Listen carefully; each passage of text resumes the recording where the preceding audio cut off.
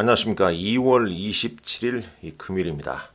현재 엔비디아 주가가 5.3% 급락이 이어지고 있죠. 주가 차트도 일단 장대 음봉이 발생되고 있습니다. 아무래도 엔비디아가 하락하니까 당연히 이 반도체 관련주 브로드컴 4% 하락하고 있고요. 마이크론 테크놀로지 주가는 3.25% 하락세를 보이고 있습니다. 어플라이드 머티리얼스 5%, 램 리서치도 5%, 즉 엔비디아와 반도체 관련주의 하락세가 오늘 미국 증시에 좀 발목을 좀 잡고 있다라고 볼 수 있겠죠. 자, 핀비닷컴 통해서 한번 보도록 하겠습니다. 일단 다우지수는 강보합을 보이고 있는 반면에 나스닥 지수 1.2% 하락을 보이고 있고요. S&P 500 지수는 역시 하락이죠. 러셀 2000 지수 소폭 좀 상승하고 있습니다. 여기 한번 잠깐 보겠습니다. 관련해서 기술주가 엔비디아 실적 발표 후에 주가가 좀 하락하고 있죠. 특히 AI와 반도체 위주로 매물 부담이 상당히 좀 나오고 있습니다. 일단 엔비디아에 대해서는 이제 이렇게 보면 되겠죠. 왜 그럼 오늘 약세를 보이고 있냐? 전반적으로 이제 2026년 회계연도 수익 전망치가 좀 실망스럽다. 물론 4분기 실적은 뭐 놀라울 정도 아니겠습니까? 뭐 그럼에도 불구하고 그 엔비디아 목표치는 계속 좀 상향을 조정하고 있습니다. 상향 조정하고 있어요. 그런데 이 총 마진율 75%는 유지했죠. 계속 이렇게 유지할 것인가? 이 부분에 대해서 주식시장은 좀 의구심을 좀 던지는 것 같습니다. 자, 준비한 내용 한번 보겠습니다. 한번 오늘 여러분들 인공지능, 챗 GPT, 구글 제미나이, 그 다음에 엔트로픽의 클라우드 한번 세 개 다 통해서 한번 분석을 해보죠. 일단 엔비디아가 5% 급락한 핵심 메커니즘은 뭐냐? 실적이 나빠서가 아니라 기대치가 더 높았던 상황에서 발생했다. 쭉 보게 되면 여기 이제 기사를 하나 제가 인용했는데 밀러 타박의 매트 말레인 코멘트처럼 실적 가이던스는 좋지만 초과 마진을 계속 유지할 수 있나? 이게 이제 시장의 좀 딴지 포인트였다라는 내용입니다. 항상 뭐 딴지를 거는 게 있지 않습니까? 그 다음에 이제 칩 수출 규제, 이런 얘기도 좀 있는데, 일단 핀비지닷컴에서 이제 엔비디아 이렇게 보니까요, 여기 화면이 좀 작게 보이시죠? 그 의회가 엔비디아의 그 수출 제한에 좀 압력을 좀 넣고 있다는 내용도 CNBC에서 좀 보도가 됐다. 이런 내용도 좀 담겨져 있지 않습니까?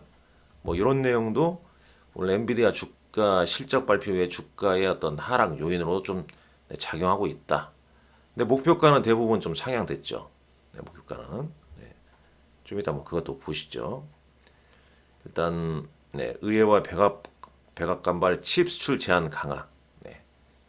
요게 이제 리스크로 좀 부담이 실적 발표에 이제 호재 노출된 호재의 차익 매물이 좀 나오는데 이것저것 좀 갖다 붙이는 거죠.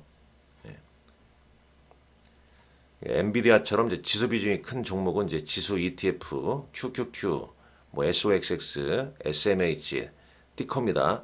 리밸런싱 매도가 겹치면서 낙폭이 좀 과장되기도 좀 쉽다. 그럼 이제 엔비디아 급락이 이제 반도체에 미친 영향, 동반 약세가 나왔죠.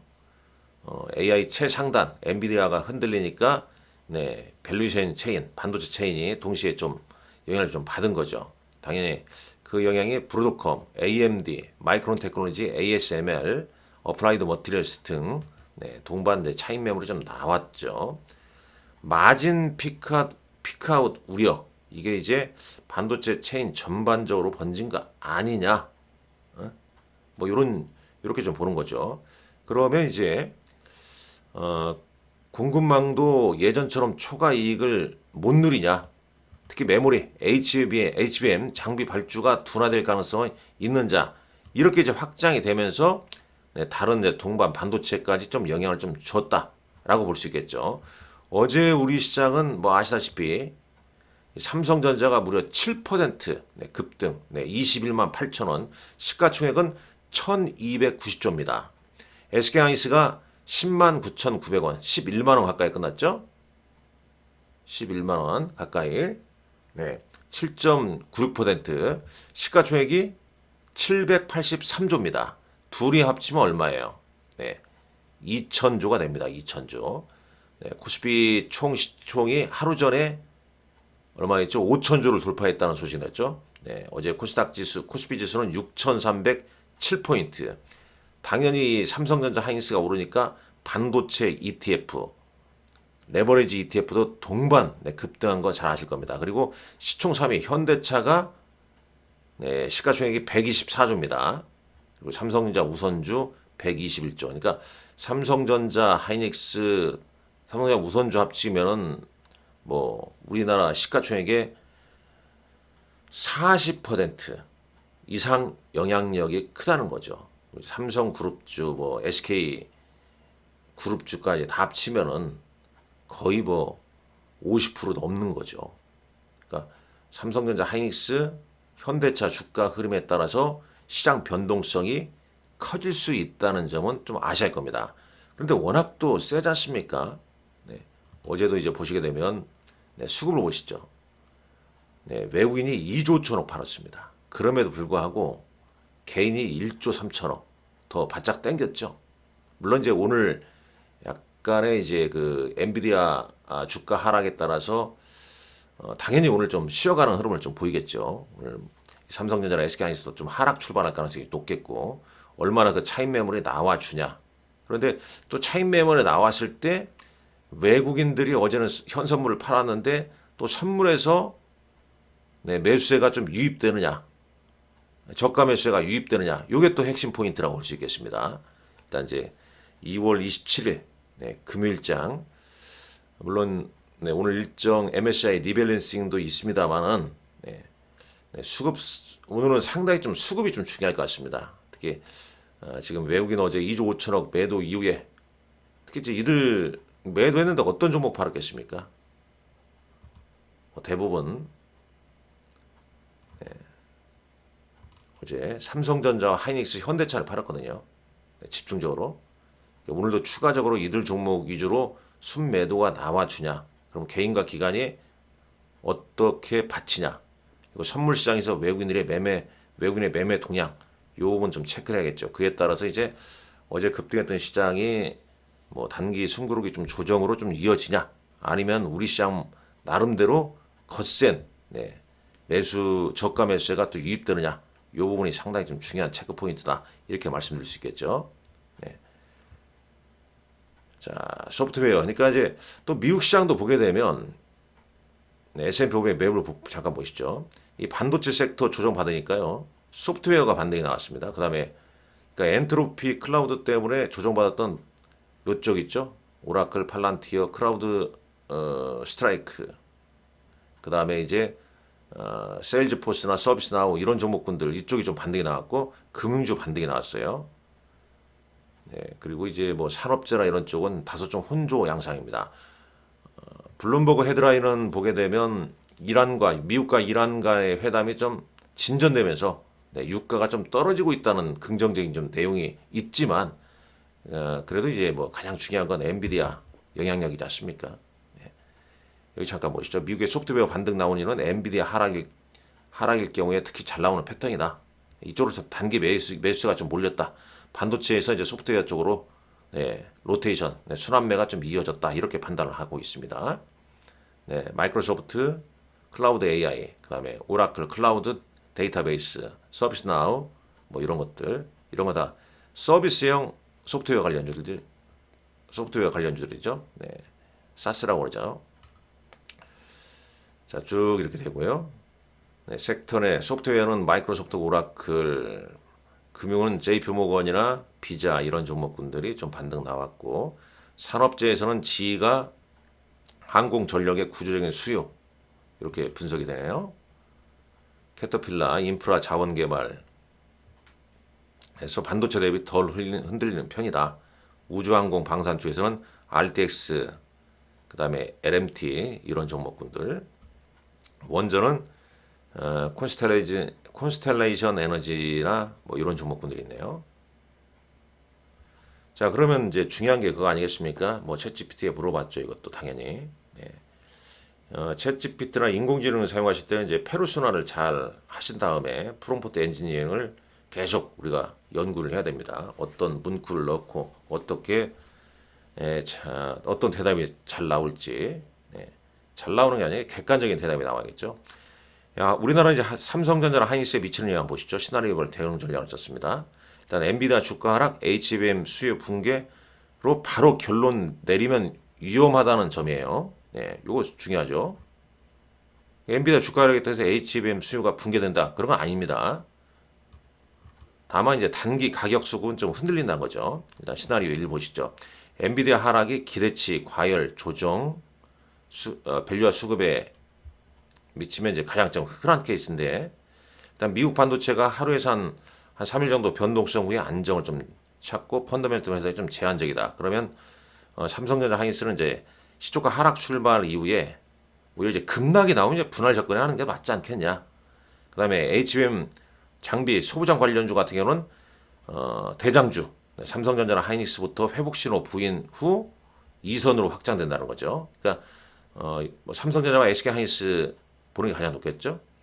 네, 전술적인 측면에서는 오전의 변동성, 오후에 좀 안정, 네, 이런 패턴이 좀 자주 나오는데, 네, 시초가 추격은 손익비가 나쁘다. 네, 단순 참고하십시오. 네, 시나리오 두 번째는 이제 엔비디아 하락, 수출 규제 강화, 가이던스 불확실성으로 확산될 때, 이 경우는 이제 멀티플이 재평가되면서 좀 길어질 수 있다. 그러면은 뭐 하이닉스나 삼성전자 같은 경우에도 네, 비중 조절, 해지가 좀 변동성이 좀 확대될 수도 있다. 삼성전자는 상대적으로 좀 지수를 좀 방어하겠지만, 네, 외국인 수급이 좀 꺾이게 되면 같이 좀 흔들릴 수 있다. 외국인 현물 방향을 봐라. 뭐 조금 전에 말씀드렸죠. 그러면서 이제 이렇게 되게 되면 섹터 로테이션 차원에서 반도체 비중 줄이고 방산이나 전력, 뭐 원전. 최근에 이제 전력이나 원전은 좀 강했죠. 그러니까 방산이나 뭐 조선이나 이런 쪽이 좀 약했거든요. 그쪽으로 좀 매수세가 좀 몰릴 수 있다. 라고 보는 거고, 시나리오 3 같은 경우는 이제 이렇게 보는 시나리오 때는 상당히 좀 좋지 않게 본다라고 보는 거죠. 네, 일단 뭐 이렇게 보면 되겠고요. 제미나이는 어떻게 보는가 한번 볼까요? 네, 제미나이 엔비디아의 오늘 급락 원인 세 가지. 의회의 대중국 수출 규제 압박, 이게 가장 좀 치명적으로 좀 작용했다. 네, 미 의회와 백악관이 엔비디아 칩 수출 제한을 더욱 강하게 밀어붙이고 있다는 소식. 그런데 지금 3월 말에 일정 잠깐 볼게요. 네, 3월 말에 트럼프 대통령의 중국 방문이 있지 않습니까? 중국 방문이 있거든요. 여기 쭉 보게 되면 이거 안 써놨나요, 제가? 예, 여기 있네요. 3월 말에 트럼프 대통령의 중국 방문이 있단 말이에요. 그럼 중국에 또 갖고 갈 뭔가 뭐 선물 보따리가 좀 있을 수 있지 않겠냐? 뭐 그렇다면 이런 것도 또 시간이 지나면 좀 변화가 될 수도 있죠. 그죠? 예. 이전 컨콜에서 확인된 중국 매출 영원이라는 충격이 일시적인 것이 아니다. 이렇게 좀 판단을 하고 있습니다. 네. 그 다음에 보시죠. 경이로운 실적의 역설, 네. 피크아웃 우려, 밀러 타박의 수석 시장 전략가, 맵 말리, 조금 전에 봤죠. 엔비디아 실적과 가이던스는 훌륭했지만 회사가 앞으로 거대한 총이익률 한 70%, 75% 이상 유지할 수 있을지에 대한 의문은 여전히 남아있다. 이 장밋빛 전망에도 불구하고 투자자들을 흥분시키지 못했으며 오히려 AI 수익성에 대한 불안감이 커지고 있다. 그리고 게이밍 칩 공급 부족 장기화, 네, 이런 걸 이제 엔비디아 오늘 하락 원인으로 잡고 있고, 반도체 섹터에 당연히 주가 매물을 불러일으켰죠. 조금 전에 봤습니다. 네. 그리고 이제 주요 섹터 내로 이제 순환매가 이동되고 있죠. 소프트웨어, 그다음에 금융, 산업재, 우주항공, 유틸리티. 그러니까 상대적으로 이제 소프트웨어하고 금융주가 상승했고, 산업재나 우주항공, 방산은 혼조, 원전 유틸리티 약세라고 보는 거죠. 우리 시장에 삼성전자 하이닉스 미치는 영향 보게 되면 제미나이는 상당히 좀 세게 써놨죠. 네. 네, 시나리오 시초가 패닉 셀링, 갭 다운, 네, 외국인의 대량 매도. SK 하이닉스가 좀 변동성이 좀 커질 수 있다. 이렇게 보고 있고, 매도세가 진정되는 5장의 HM 밸류 체인 낙폭과제를 잘 선별해라. 이렇게 보네요. 시나리오 비교 같은 경우는 하방 경직성 확보, 내수 가치주로의 수급 이동. 네, 이렇게 보네요.